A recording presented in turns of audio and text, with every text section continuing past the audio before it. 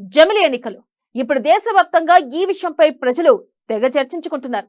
అసలు జమిలి ఎన్నికలు అంటే ఏంటి? తొలిసారిగా దేశంలో ఎప్పుడు జరిపారు? మళ్ళీ ఎందుకు నిలిచిపోయాయి? ఈ ఎన్నికలతో ఎవరికి నష్టం జరుగుతుంది, ఎవరికి లాభం జరుగుతుంది? మళ్ళీ మోదీ ఎందుకు జమిలి ఎన్నికలను తీసుకొస్తున్నారు? దీనిపై ప్రతిపక్షాల మాట ఏంటి?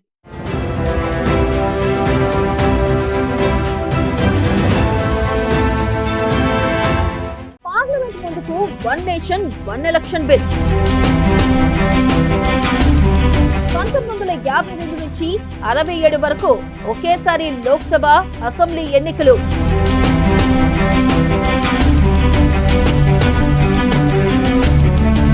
ప్రభుత్వాలు పడిపోవడంతో పట్టాలు తప్పిన జమిలి ఎన్నికలు. జమిలి ఎన్నికలకు సగం రాష్ట్రాల ఆమోదం తప్పనిసరి. జమిలి ఎన్నికలతో అభివృద్ధికి అడ్డంకులు ఉండవు. అత్యధిక జనాభా కలిగిన దేశంలో ఒకేసారి ఎన్నికలు కష్టం.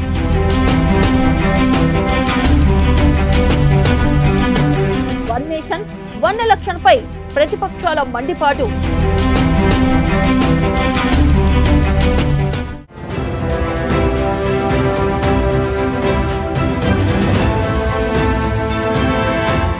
జమిలి ఎన్నికలకు కేంద్ర కేబినెట్ ఆమోదం లభించడంతో పార్లమెంట్ ముందుకు one nation one election bill వచ్చింది.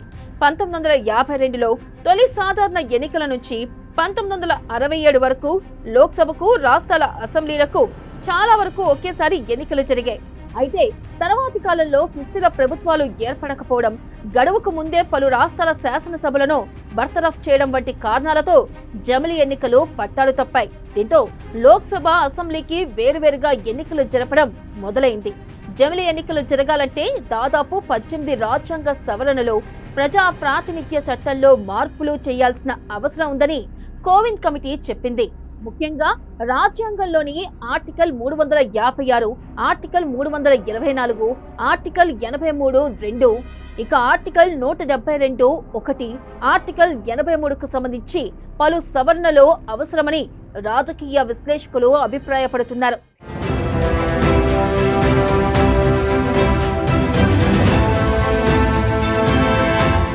జమిలి ఎన్నికలకు సంబంధించి రాజ్యాంగ సవరణలతో కూడిన బిల్లును పార్లమెంట్ ఉభయ సభలు కనీసం 67% సానుకూల ఓట్లతో ఆమోదించాల్సి ఉంటుంది.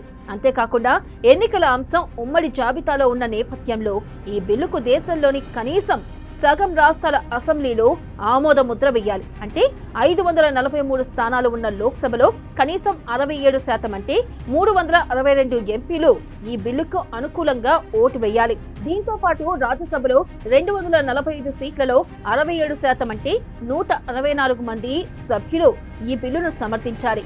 దీనికి తోడు కనీసం 14 రాష్ట్రాల అసెంబ్లీలు బిల్లును ఆమోదించాల్సిన అవసరం ఉంది.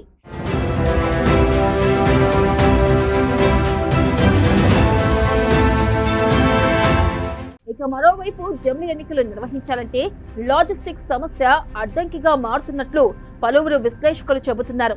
ఈవీఎం యంత్రాలతో పాటు 100% వీవీప్యాట్స్ అందుబాటులో ఉంచడం అనేది పెద్ద సమస్యగా మారుతుంది. ఎన్నికల సామాగ్రిని భద్రపరచడానికి తగినన్ని గోడౌన్లు కూడా సమస్యగా మారింది. ఇక 15 ఏళ్లకు ఒకసారి ఈవీఎంలను మార్చాల్సి ఉంది.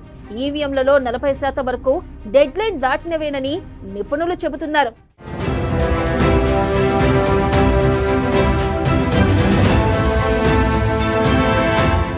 ఇక 2009 లోక్సభ ఎన్నికలకు 1115 కోట్లు, 2014లో 3870 కోట్లు ఖర్చయితే 2019లో ఈ ఖర్చు 10,000 కోట్ల రూపాయలకు పెరిగినట్లు అంచనా. ఇక శాసనసభ ఎన్నికల నిర్వహణను కూడా పరిగణలోకి తీసుకుంటే ఒక్కొక్క రాష్ట్రానికి 250 కోట్లు ఖర్చు అవుతుందనుకుంటే మొత్తం 28 రాష్ట్రాల అసెంబ్లీలకు, లోక్సభ ఎన్నికలకు, స్థానిక సంస్థల ఎన్నికలకు కలిపి అయ్యే ఖర్చు పెద్ద మొత్తంలో ఉండబోతుంది. ఇక జమిలి ఎన్నికలతో ఎలాంటి లాభాలు ఉన్నాయో చూసుకుంటే తరచూ వచ్చే ఎన్నికల కోడ్ వంటి అడ్డంకులు తప్పడం వల్ల అభివృద్ధి కార్యక్రమాలపై ప్రభుత్వాలు దృష్టి సారించవచ్చు. ఎన్నికల వ్యయం, సిబ్బంది వినియోగం, నిర్వహణ భారం తగ్గుతుంది. ఇక ఓటింగ్ శాతం పెరుగుతుంది.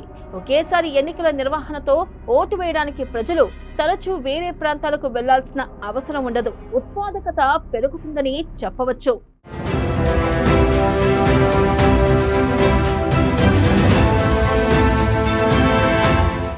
ఇక మరోవైపు జమిలి ఎన్నికలతో నష్టాలు కూడా ఉన్నాయి. భారత్ వంటి అత్యధిక జనాభా కలిగిన దేశంలో ఒకేసారి ఎన్నికలు కష్టం. పారదర్శకతపై అనుమానాలు కలగొచ్చు.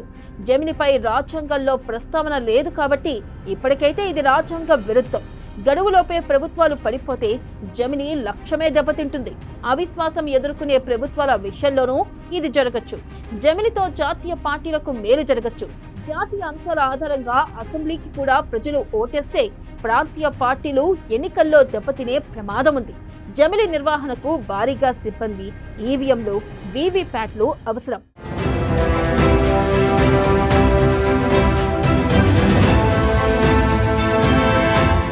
ఇక మరోవైపు జమిలిపై ప్రతిపక్షాలు మండిపడుతున్నాయి. వన్ నేషన్ వన్ ఎలక్షన్ విధానంతో ప్రాంతీయ పార్టీల గొంతును అణిచివేస్తారన్నారు.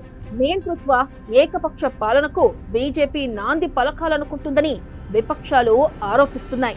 ప్రస్తుతం ఉన్న రాజ్యాంగ పరిధిలోని ఎన్నికలు స్వేచ్ఛగా ఎలాంటి ప్రలోభాలకు తావు లేకుండా జరిగే విధంగా చర్యలు చేపట్టడానికి ప్రతి ఒక్కరూ ప్రతిన బూనాలి అని కామ్రేడ్లు కన్నెర్ర చేస్తున్నారు.